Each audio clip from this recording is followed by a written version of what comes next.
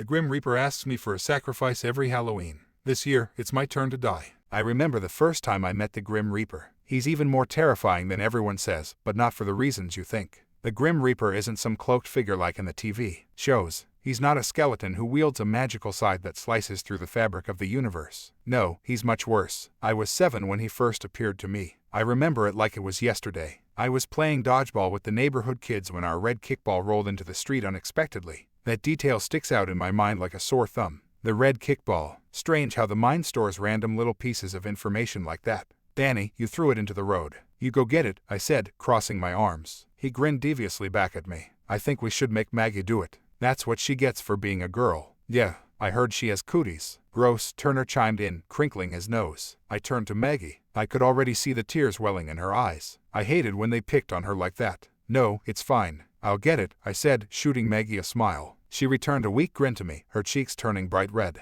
Thank you, Colton, she murmured as I trudged to the street. Danny and Turner chided mockingly behind me as I went. Thank you, Colton, Colton, you're my hero. IWUVOU, Colton. I shot them a death glare once I reached the curb. They immediately shut up. And that's the last thing I remember before waking up in a dark, empty void. I opened my eyes. Logically, I knew that my brain should have been in full-on panic mode, but at first, I was filled more with curiosity than fear. I rose to my feet. I gazed down, trying to make out what I was standing on. But there was nothing. Just endless black as far as the eye could see. That's when the dread seeped in. Where was I? Was this hell? Hello, I timidly called out. My voice echoed throughout the all-encompassing nothingness. I wasn't really expecting a response, but I got one. Hello. A deep menacing voice boomed through the darkness. My eyes went wide as saucers and my blood ran cold. Do not be afraid, the voice continued. This is the in-between. You are neither alive nor dead, but you do not have long. Soon, you will cross over to the other side.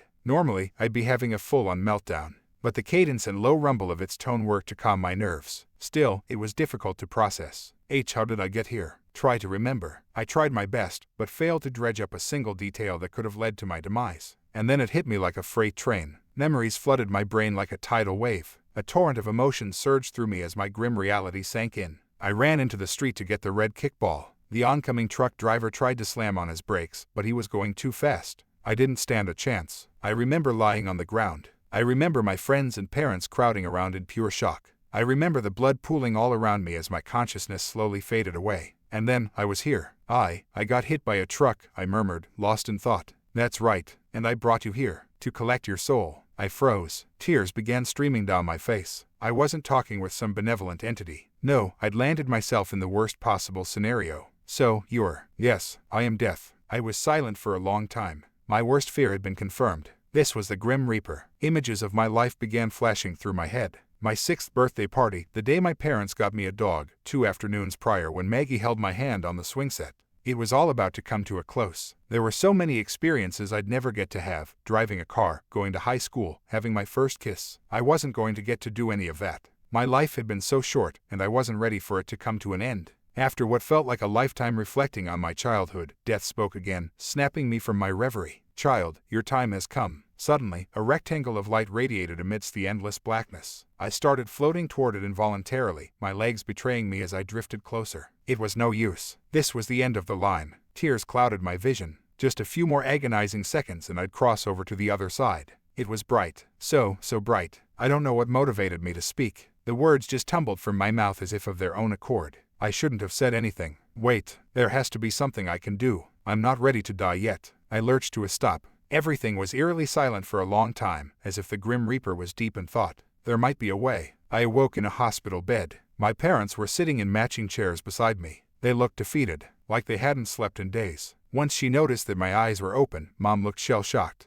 Then, her visage melted into one of pure, unabated relief. She rushed over to me, tears cascading down her cheeks. Mom tenderly ran her fingers down the side of my face. She gazed lovingly into my eyes as Dad stood behind her with a grin plastered across his lips. I couldn't stop myself from sobbing like an infant. I thought I would never get to see them again. Mom gently hugged me. I buried my face into her arm, wetting the sleeve of her blouse. Mom. Dad. Mom released me momentarily and both of them stared at me expectantly. I smiled and met their gazes. I love you both so much. That was the happiest day of my life. My parents showed me how much they truly cared, and that is a memory that I will cherish forever. Unfortunately, my joy was short-lived, because Danny's body was found a day later. The official cause of death was a snake bite. He'd been playing alone by the creek just down the road from his house when he was bitten by water moccasins. Multiple of them. Guilt gnawed me like a piranha. Danny died because of me. Yeah, he could be a jerk sometimes, but he definitely didn't deserve that.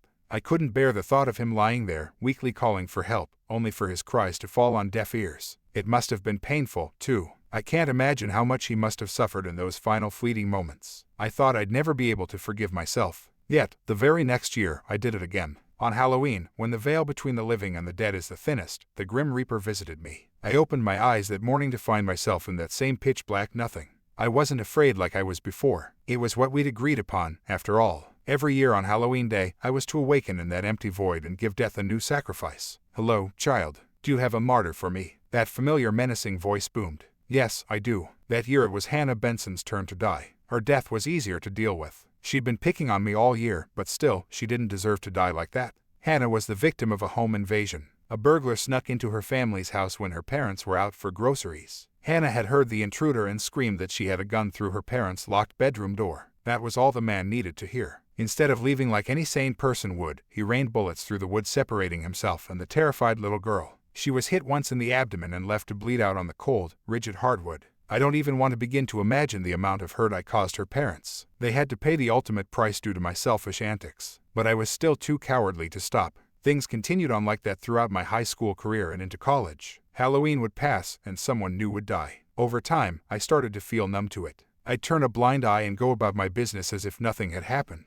And then, after this past Halloween, it finally occurred to me. Why can't I pay off my debt all at once? A group sacrifice would be much more convenient than giving out individual names each year, especially if it's a bunch of random people on the internet that I have no connection to. And I've made a deal with the Reaper before. Who's to say I can't do it again? To everyone reading this, I'm sorry. I lied to you. The title says that it's my turn to die this year, but that's not true. You see, I'm a coward, and I always will be. So I'm using this site to my advantage. If you've read my story, then this Halloween, it's your turn to die. Don't try clicking off of this post, either. If you've made it this far, it's already too late. You should start making your arrangements now. I guess I should thank you, because due to your unwilling sacrifice, death will be off my back for a long, long time.